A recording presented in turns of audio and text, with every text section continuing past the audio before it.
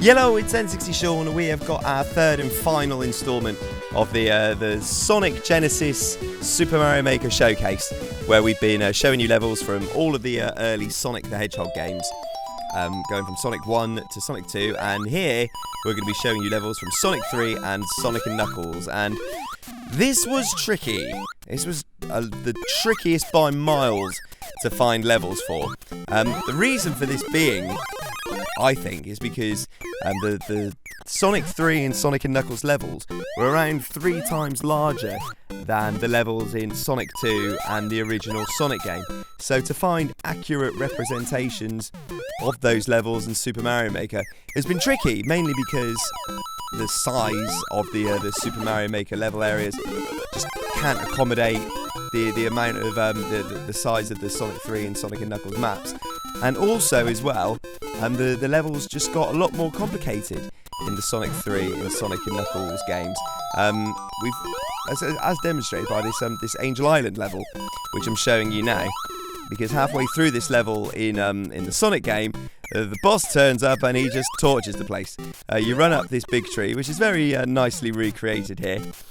I was wondering whether they were going to use the skull platform or this platform. This one fits in more with the overall environment. I love this. I love this depiction of the Sonic 3 Angel Island Act 1 boss, the piranha plant in a clown car. Excellent work there. And so in the Sonic 3 game, the whole place gets torched, and and the rest of the Angel Island level is on fire. So in this now, that's been represented by the underground background of Super Mario. But as you can see, the rest of it has been quite accurately recreated. I don't know what that guy is. Or maybe that's from the underwater sort of caterpillar things, perhaps. So if we just go down here, so this would probably be where the underwater area would be in the original Sonic 3 game, and we just come around up here, and do we need to power up? This thing's going to be trouble, I can just tell. Now we've got ourselves stuck, and yeah, I can see that coming a mile off. And that's where, and if you just see there, I like how they put the blocks there, because that's the area where when you play as Knuckles, you break through to get to the boss. And oh, that is a nightmare. That is an absolute nightmare. Too busy chatting about Knuckles. But anyway, right, let's get back to this bit now. This bit, I think this route's a lot easier to get to. I think that bottom route we took before was a little bit more complicated, which would have been the underwater route in Sonic 3 Act 1. And I think we're just getting to the boss now. And do we have to defeat it, or can we just sneak through? Yep, we can just sneak through. I'm not sure how we would defeat it without a fire flower, to be quite honest. And yet they've done the thing where they have the top of the flag sticking out to look like a Sonic signpost, and that is Angel Island Act 1.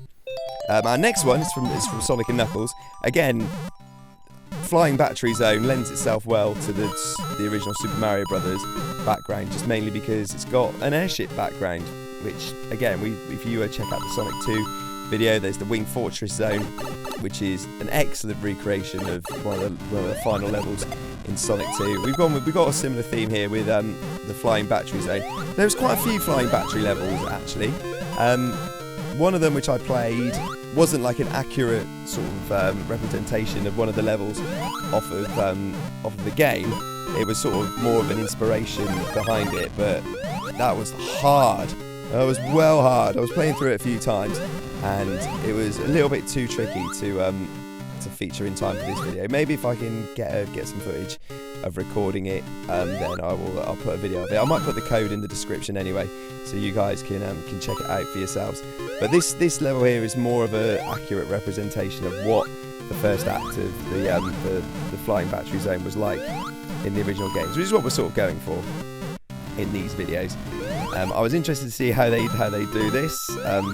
So those were the sort of big tanks which they keep the animals at the end of the levels, and they've managed to put those in as well. I'm guessing that they're going to pop some enemies in the question mark boxes as well, for the ones which would contain badniks. I'm also liking the flamethrower springs which are in there, very nicely recreated. And this area I remember always being quite tricky, having to make this jump onto these moving platforms.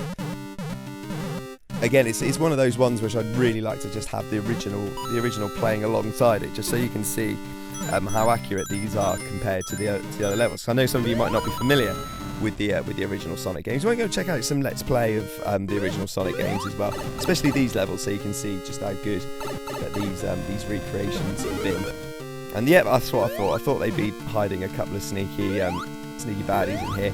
In the original, this would be where you'd be clinging onto those poles and flying along the propellers of this area. This was another really tricky area. A little bit easier in Super Mario Maker, just because that these things which were stood on that would have been spinning blades in the original. And they've even got the hidden supplies and the power-ups which you can get from jumping over to that area. So I think we're going to be coming towards the end now.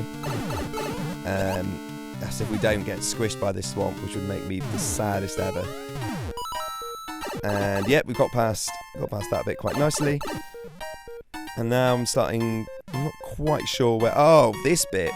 So I think this is from a different part of the level, but it's definitely something which is part of the Flying Battery Zone. I think this might be a part of the Flying Battery Zone Act 2, where you have to jump through these tubes to get onto the next one, and it was well tricky to not fall in between the tubes and out of the sky.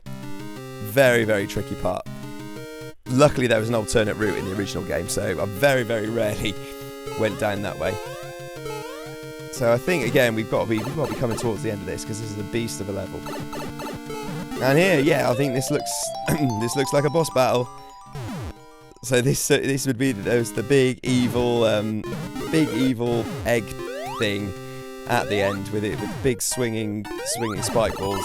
Oh, I thought the thwomps would have stopped with that. And then there we go, and then that's it. And we've got a rather elaborate looking sign that they've created there. And those are the levels from Sonic 3 and Knuckles for this showcase.